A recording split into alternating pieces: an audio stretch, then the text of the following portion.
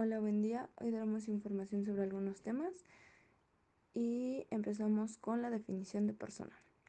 La palabra persona designa a un individuo de la especie humana, hombre o mujer, que considera desde una noción jurídica y moral es también un sujeto consciente y racional, con capacidad de discernimiento y de respuesta sobre sus propios actos.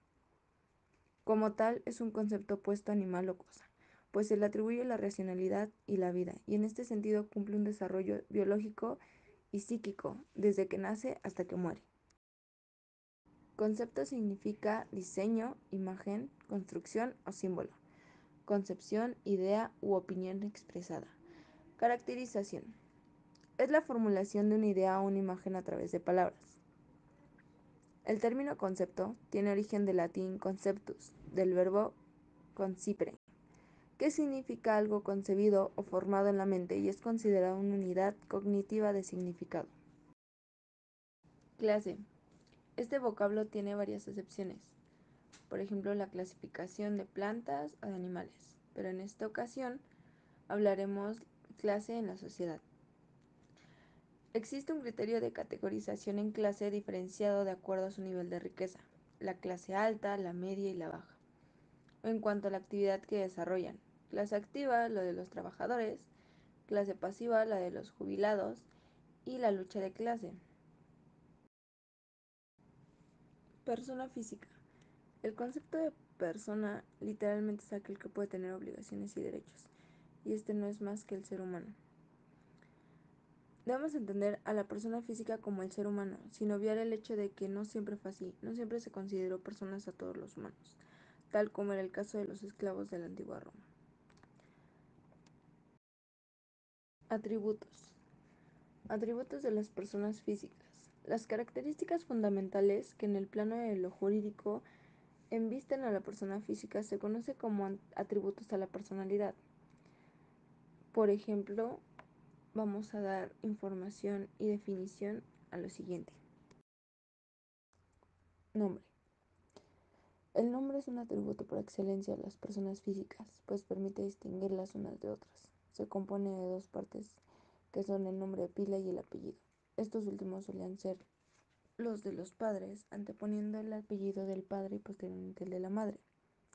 Sin embargo, en muchas legislaturas se permite cambiar el orden de los apellidos y la jurisprudencia permite incluso la adopción de apellidos que no sean los de los padres al determinar que los apellidos no crean parentesco.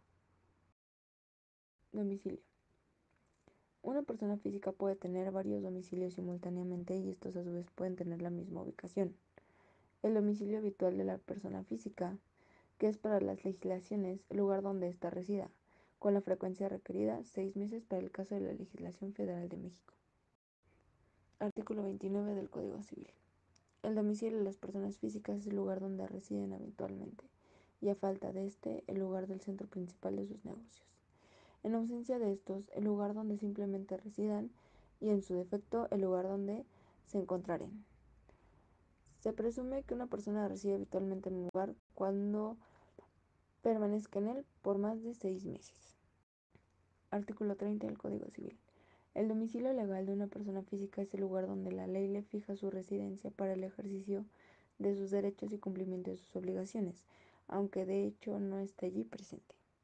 Artículo 34 del Código Civil.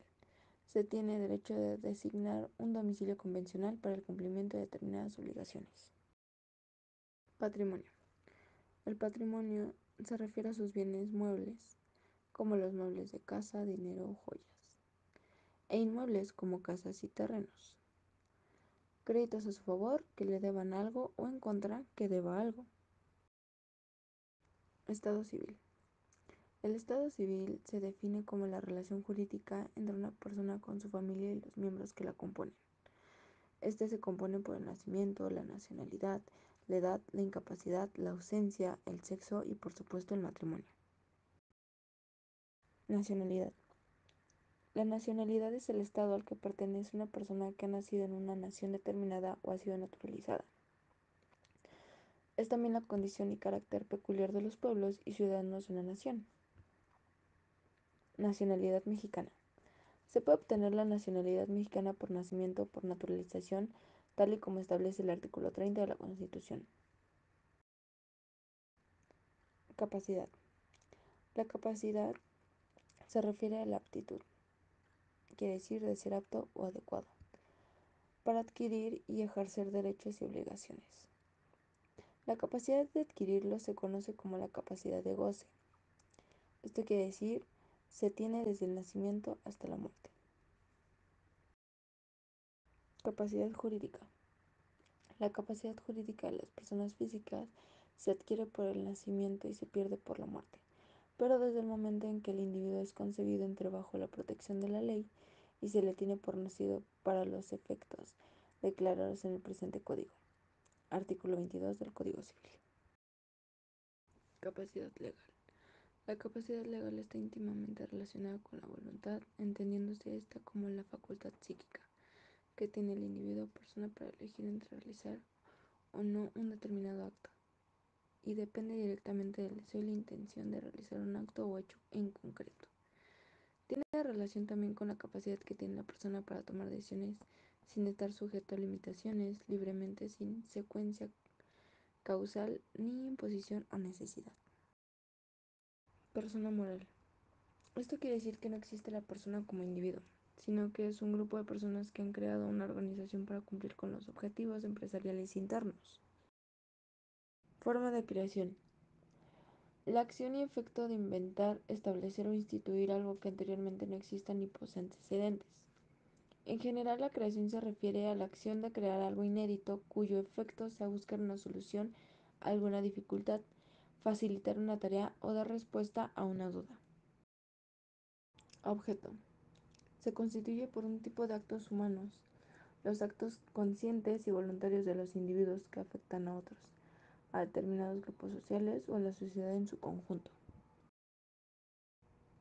Legitimación.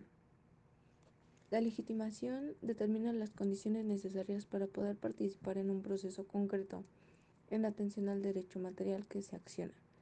No constituye un presupuesto del derecho al proceso, sino un requisito de la acción que se ejercita en el proceso que deriva de la titularidad de la acción que se reclama. Pues en definitiva, la legitimación se determina por esa titularidad.